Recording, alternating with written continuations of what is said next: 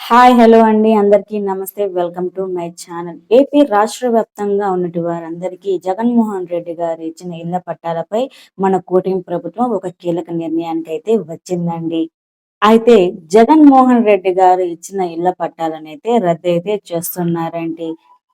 అయితే ఎవరివి రద్దు చేస్తున్నారు? ఎందుకు రద్దు చేస్తున్నారు?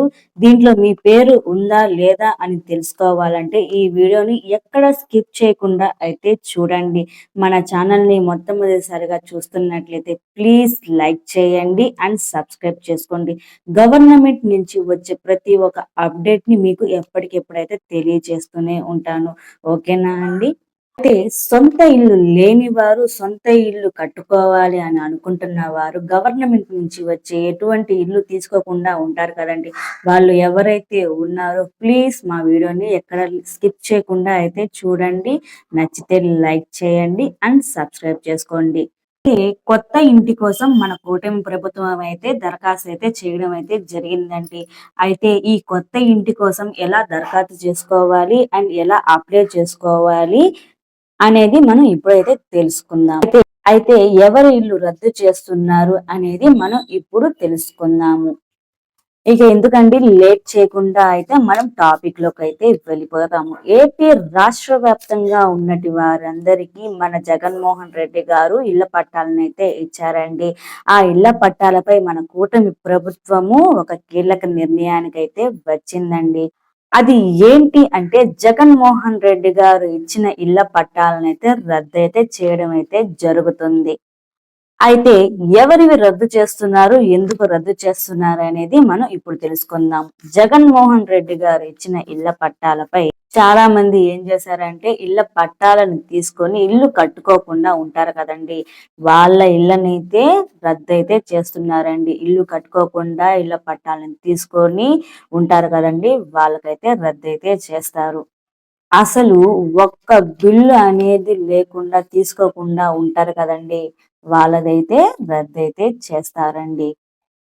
అయితే మీరు రద్దు చేస్తున్నారని చెప్పి మీరు టెన్షన్ పడాల్సిన అవసరం అయితే లేదండి. ఎందుకంటే మీరు ఈ ప్రభుత్వంలో కూటమి ప్రభుత్వంలో మీరు కొత్తగా అయితే అప్లై అయితే చేసుకోండి. దరఖాస్తు అయితే చేసుకోండి.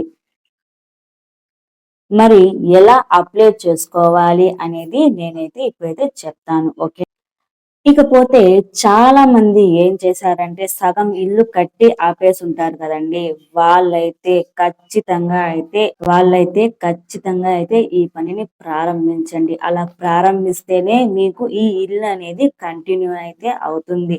అలా కట్టకుండా ఆపేసి ఉంటే వాళ్ళకైతే రద్దు చేస్తారండి. మీరు మొట్టమొదటిసారిగా చేయాల్సిన పని ఏందంటే మీరు ఇళ్ళని కట్టడం ప్రారంభించాలి. అలా కట్టడం ప్రారంభిస్తేనే మీకు బిల్ అనేది వస్తుంది.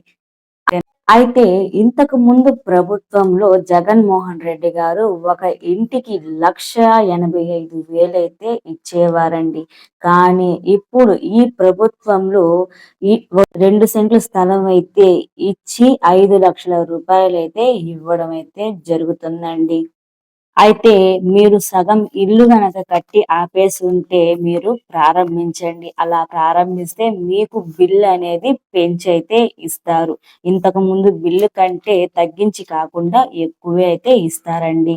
ఓకేనా అండి? మీకు అర్థం. ఇకపోతే 2014లో టీడీపీ ప్రభుత్వము టిట్కో ఇళ్లనైతే ప్రారంభించారండి. ఈ టిట్కో ఇళ్లను ప్రారంభించి ఈ ఇళ్లనైతే ఇచ్చారండి.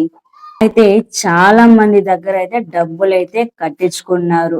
అన్ అయితే ఎలక్షన్ కోడ్ అనేది వచ్చిందండి. తర్వాత దీని గురించి అయితే మర్చిపోయారు. అయితే మా దగ్గర డబ్బులైతే కట్టించుకున్నారు. మాకైతే ఇల్లైతే ఇవ్వలేదు అని చెప్పి చాలా మంది అయితే వాపోతున్నారు కదండీ. మీరు ఈ టెన్షన్ అనేది పడకుండా అయితే ఉండండి. ఓకేనా? అయితే దీనికి సంబంధించి ఎవరి దగ్గర అయితే డబ్బులైతే కట్టించుకున్నారో వారందరికీ కూడా ఇల్లు అనేది ఇస్తారండి. అయితే మాకు ఇల్లు అనేది వద్దు, మాకు డబ్బులు ఇచ్చేయండి అని అనుకుంటే వాళ్ళకి డబ్బులు అనేది రిటర్న్ అయితే చేస్తారు. ఇకపోతే మన కూటమి ప్రభుత్వము ఎవరికి పూరీలు లేకుండా చేయాలని చెప్పి ఒక నిర్ణయానికైతే వచ్చింది కదండి. అయితే మన కూటమి ప్రభుత్వము ఎవ్వరికి కూడా పూరీలు అనేది లేకుండా ఉండాలని ఇళ్ళైతే కట్టిస్తున్నారండి.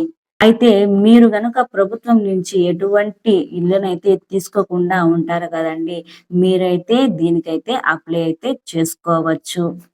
అయితే దీనికి అప్లై చేసుకోవాల్సింది ఎలా అని అనుకుంటే, మీకు కావాల్సిన డాక్యుమెంట్స్ ఏంటి అంటే Aadhaar card, ration card, income certificate, caste income certificate ఖచ్చితంగా ఉండాలండి. మీ ఫోను నంబరు మీ ఆధార్ కార్డ్‌కి లింక్ అయ్యి ఖచ్చితంగా ఉండాలి. అలా ఉంటేనే మీకు దరఖాస్తు చేసుకునేదానికి బాగుంటుంది. అయితే మీకు వార్షిక ఆదాయం అనేది ఖచ్చితంగా ఉండాలండి.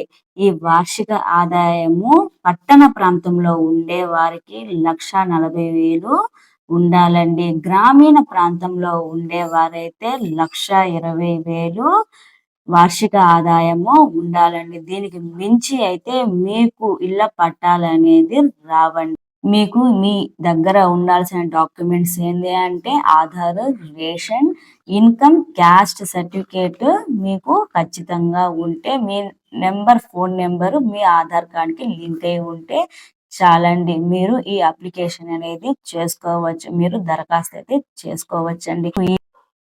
మీకు ఈ వీడియోలో ఎటువంటి డౌట్ ఉన్నా మీరు కామెంట్ రూపంలో తెలియజేయండి. గవర్నమెంట్ నుంచి వచ్చే ప్రతి ఒక్క అప్డేట్‌ని మీకు ఎప్పటికప్పుడైతే తెలియజేస్తూనే ఉంటాను.